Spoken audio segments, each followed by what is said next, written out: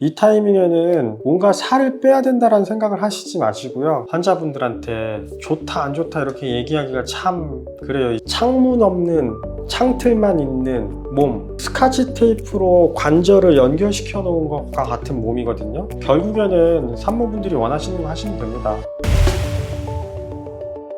댓글에 이제 궁금한 거 물어보시면 제가 답변을 해드린다고 해서 한번 몇 개를 볼 건데요. 출산 후 27일 차에 댓글 달아주신 분이 있어요. 일단은 출산하고 나서 한 달 4주차에서 한 6주차 정도에는 이제 산부인과를 다시 가서 감염 소견은 없는지, 유착 소견은 없는지, 자궁 회복은 잘 되고 있는지 점검차 산부인과를 방문하시는 게 지금 제일 필요한 시기인 것 같습니다. 첫째는 100일 이내에 체중이 정상으로 돌아왔다. 그리고 막달 몸무게로 다시 쪘다. 둘째는 지금 35주 차인데 입덧으로 많이 빠졌다가 임당 때문에 식단 관리랑 운동 때문에 아직은 임신 전 체중 몸무게보다 덜 나가요. 이런 경우는 회복을 어떻게 하나요? 이렇게 물어봐 주셨는데 기준점을 첫째, 둘째 다 상관없이 내가 출산하기 전에 나의 체중이 있을 거 아니에요. 그 체중으로 돌아가는 게 제일 중요합니다. 첫째 출산하고 막달 몸무게로 다시 회복을 했다 그랬잖아요. 그러면은 살이 찐 상태겠죠. 그럼 그 상태에서 둘째를 임신하셨다라고 하면은 그거보다 더 많이 체중이 늘어났을 테니까 완벽한 회복은 첫째 출산 전으로 돌아가는 게 제일 좋습니다. 출산 이틀 차에 다 돌아가고 더 빠지는 건 좋은 거예요? 안 좋은 거예요? 요거를 물어보시는데 이게 사실 제가 환자분들한테 좋다 안 좋다 이렇게 얘기하기가 참 그래요. 이제 출산 이후에 몸 고생도 했는데 막 뭐 안 좋다고 하면 불안하잖아요. 그래서 안 좋다라고 하기엔 좀 그렇고 사람마다 스타일이 다 다를 것 같아요. 출산하고 바로 빠지는 분들도 있고 혹은 100일 안에 빠지는 분들도 있는데 만약에 내가 임신하고 막달까지 체중이 한 4kg밖에 안 늘었어. 그럼 출산하고 나서 이틀 만에 빠질 수 있죠. 그래서 요거는 크게 문제가 안 되고요. 다만 그 이후에 산후풍 증상들이나 이런 게 있는지를 더 예의주시해 주시면 좋을 것 같습니다. 출산 14일 차입니다. 조리원에서 마사지 받으니까 붓기가 좀 빠지긴 하는데 출산 전 몸무게로 가기에는 한없이 부족하네요. 어떻게 돌려야 할까요? 일단 14일 차면은 너무 고생 많으셨고 지금 조금 한참 계속 고생할 때예요. 왜냐면은 입원실에서 퇴원한 지 이제 한 10일 정도 되셨을 거 아니에요? 며칠 있으면 또 이제 집으로 돌아가셔야 될 거고 이 타이밍에는 뭔가 살을 빼야 된다는 생각을 하시지 마시고요. 그냥 몸이 빨리 회복하는 거에만 집중하시면 좋을 것 같아요. 14일 차에는 체중 감량이 안 되는 게 맞습니다. 이때 너무 감량이 안 돼 있다고 해서 걱정하지 마시고요. 조리원에 있을 때 푹 쉬어야 됩니다. 보통 우리가 산후풍은 한 달 뒤부터 발생한다라고 제가 말씀을 드리거든요. 근데 왜 한 달 뒤라고 하냐면은 출산하고 3, 4일 동안 병원에 입원해 있는 동안은 일단 아파가지고 정신이 없어요. 그 다음에 좀 살만해지고 나서 조리원에서 2주 동안 생활을 하죠. 조리원에서는 내가 청소하지 않고 밥하지 않고 아기를 안 보잖아요. 그러니까 최대한 쉴 수 있는 기간입니다. 그래서 그 2주 동안 최대한 푹 쉬셔야 되고 그리고 나서 이제 집에 돌아가면은 빨래 해야 되지 24시간 육아 내가 혼자 해야 되지 그러다 보니까 그때부터 산후풍 증상들이 발생하거든요. 조리원에 있는 기간 동안 살 빠지는 거 신경 쓰지 말고 무조건 푹 쉬세요. 그때 많이 쉬어야 나중에 살이 잘 빠집니다. 출산 이후에 50일 되신 분도 이제 댓글을 남겨주셨는데 50일이면은 7주차에서 8주차 정도 되는데 요때쯤이면 이제 산부인과는 다녀오셨을 거고 기본적으로 요쯤부터 해서 산후풍 증상들이 나타날 수가 있어요. 만약에 요때가 됐는데도 회복이 잘 되고 불편한 게 없다. 본인이 나름 루틴을 가지고 잘 생활하고 있다는 거니까 그대로 지내시면 될 것 같고 요쯤부터 스물스물 산후풍 증상 탈모 증상, 땀나는 거, 시린 거 이런 증상들이 나타날 수 있거든요. 그런 경우는 이제 본인이 챙겨 먹을 수 있는 건강기능식품들 같은 것들을 좀 챙겨 먹으면 좋은 시기입니다. 출산을 하고 100일 전에 체중이 돌아왔는데 단유하고 다시 쪘다. 이거는 회복이 된 거예요, 안 된 거예요?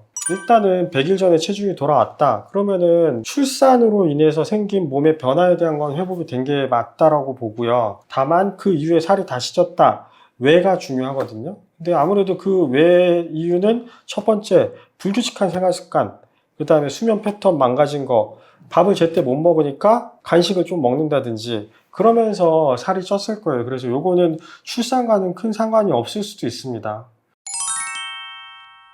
여러분들 출산을 앞두고 제왕절개를 해야 되나 자연분만을 해야 되나 고민이 많으실 텐데요. 주변에 많이 물어보시겠죠. 근데 이제 제왕절개를 한 친구한테 물어보면은 자연분만이 더 좋을 것 같다라고 얘기를 하고, 자연분만을 한 친구한테 물어보면은 제왕절개가 조금 더 나을 것 같다라고 얘기하고, 너무 머리가 아프실 것 같은데 제가 이거 간단하게 정리를 해드릴게요. 마음대로 하시면 됩니다. 근데 그 마음대로라고 하면 너무 추상적이니까 다른 의사 선생님들이 얘기하는 그런 의학적인 근거에 대한 건 다음 시간 때 제가 말씀드리도록 하고, 산모분들이랑 대화를 했을 때 이걸로 좀 나누면 좋겠다라는 생각을 했어요. 뭐냐면은 밥 먹는 거. 예를 들어서 제일 중요한 게 자연분만으로 출산을 하시잖아요. 그러면은 출산하고 나서 바로 미역국 먹을 수가 있습니다. 그리고 자연분만 같은 경우는 보통 한 2, 3일 정도 입원을 하는데 그때 계속 식사를 하실 수 있어요. 제왕절개 같은 경우는 한 4, 5일 정도 입원을 하시거든요. 이제 아무래도 마취를 했기 때문에 하루 이틀은 식사를 잘 못해요. 이제 미음부터 먹고 뭐 그런 식으로 점차적으로 늘려야 되거든요. 밥을 먹는 게 되게 중요하고 간식을 먹는 게 중요하다. 나는 먹는 게 너무 중요해. 그런 분들은 자연분만을 하시는 게 더 좋을 것 같고, 아니야 나는 밥 참을 수 있어, 일단은 안 아파야 돼, 그러면은 제왕절개가 나으실 수도 있어요. 병원에서 출산하기 전에 의사 선생님이랑 대화를 하셔가지고 이제 내가 자연분만 할지 제왕절개 할지 서로 상담해서 정하시는 거고, 결국에는 산모분들이 원하시는 거 하시면 됩니다.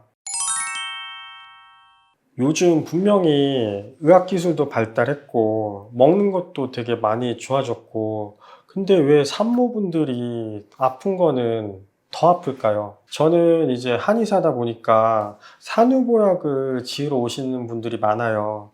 근데 보면은 참 아이러니하게 시대가 분명히 너무 좋아졌고 의학기술도 좋아졌고 산후조리원도 좋아졌고 영양제도 많아졌는데 산모분들이 아픈 거는 더 심해진 것 같아요. 그래서 제가 나름 이것저것 찾아보니까 원인들이 몇 개가 있더라고요. 우리 여성분들은 일단은 단백질 섭취를 잘 안 하는 경우가 되게 많습니다. 고기를 잘 먹어야 몸에 활력이 있고 에너지가 되는데 일단 그런 습관이 없다 보니까 그런 몸 상태에서 출산을 해서 용을 쓰고 혹은 자궁 회복이 잘 안 되고 이런 것들 때문에 회복이 더딘 것 같고, 두 번째 활동량이 잘 없어요. 필라테스니 요가니 이런 걸 하시는 분들은 그래도 출산 이후에 회복이 조금 더 빠른 경향이 분명히 있고요. 그렇지 못하고 일을 열심히 하다가 출산을 하신 분들이 더 많거든요. 사실 그런 분들은 회복이 잘 안 돼요. 가령 우리가 조선시대나 옛날에는 아궁이 떼고 하면서 자연적인 스쿼트 자세들이 되게 많았거든요. 생각을 해보시면은 항상 앉아가지고 요리하고 하는 것들이 쪼그려 앉아서 하는 것들이잖아요. 빨래하는 거, 김치하는 거, 그 다음에 아궁이 떼는 거. 그러다 보니까 이제 자연적인 스쿼트가 많았기 때문에 골반 저근육에 대한 운동들이 많았다라고 하면은, 요즘 여성분들은 직장인분들은 출퇴근하고 앉아서 일하시고 퇴근하고 쉬고 운동이 거의 없어요. 그러다 보니까 수술이라든지 출산이라든지 그 과정을 겪고 나면 회복이 좀 늦은 거예요. 그래서 웬만하면은 좀 임신을 계획하고 있다라고 하시면은 임신 계획 전부터 좀 꾸준히 운동을 해야 나중에 회복이 훨씬 더 빠를 수 있다. 그거를 꼭 말씀드리고 싶습니다.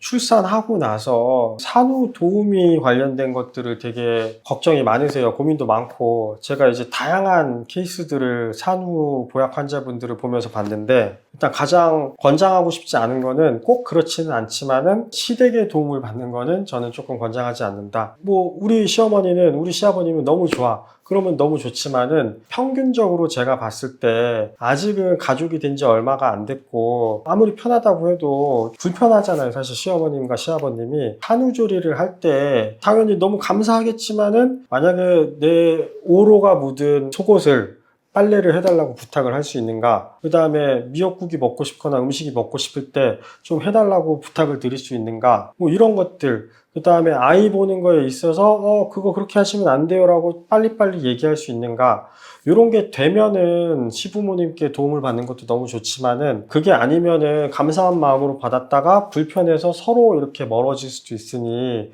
산후조리는 내가 가장 편한 사람과 하는 게 좋아요. 친정엄마랑 하는 것도 너무 좋지만은 또 싸울 수도 있으니까 어쨌든 본인이 편한 사람이랑 하세요. 네, 그게 제일 좋은 것 같습니다. 출산하고 나서 간식이라든지 아이스 음료를 언제부터 먹을 수 있냐, 이거 물어보시는 분들이 되게 많거든요. 일단은 의학적인 근거상 다음 날부터 다 드실 수 있어요. 과자든 아이스크림이든 뭐든. 그치만은 우리가 산후풍이라고 해서 뭐 이가 시리고 뼈가 시리고 하잖아요. 그래서 웬만하면은 조심조심 하자는 의미인데, 찬 거를 먹을 때는 몸이 되게 허약해져 있는 상태이기 때문에 아이스 아메리카노로 먹을 때는 빨대를 써서 잇몸에 안 닿게 섭취를 해주시면 좋고요. 과자 같은 경우도 사실 먹어도 되지만은 만약에 먹고 나서 더부룩하거나 가스가 차거나 그런 게 있으면은 되도록 좀 천천히 먹는 게 좋고, 산후조리원 나오는 시기쯤이면은 한 출산하고 3주 정도 될 거거든요. 그쯤부터는 좀 편하게 다 먹어도 되지만은 그 전까지는 조금 조심해서 먹는 게 좋을 것 같다, 이렇게 말씀을 드리고 싶습니다. 출산 이후에 나의 그 몸 상태, 산모분들의 몸 상태를 뭔가에 비유를 해보자면은 어떻게 설명할 수 있냐? 창문 없는, 창틀만 있는 몸, 이렇게 생각하시면 될 것 같아요. 우리가 창문이 있어야 단열도 됐고 바람도 막아주고 혹은 에어컨 틀었을 때 밖으로 이제 공기도 안 나가고 할 거 아니에요?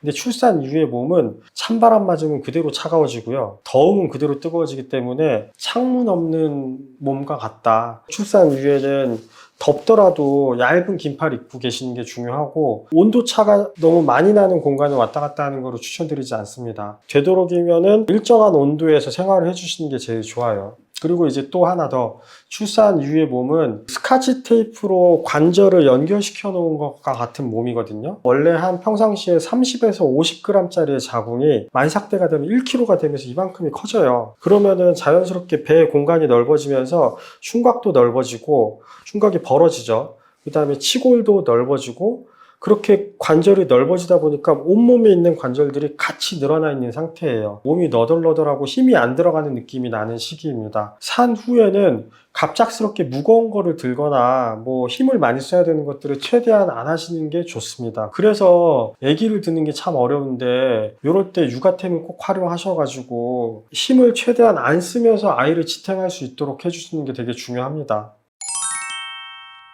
출산 이후에 역류 방지 쿠션이라든지 수유 쿠션이라든지 뭐 이런 것들을 쓰실 거 아니에요? 근데 그때 주의해야 될 게 있습니다. 기성품이 나오지만은 사람마다 키가 다 다르고 팔 길이가 다르잖아요. 그래서 나한테 맞는 육아템을 쓰시는 게 좋아요. 높이 조절도 그렇고. 역류 방지 쿠션 같은 경우는 그냥 아기를 놓고 애만 눕혀놓는 거니까 뭐 상관이 없죠.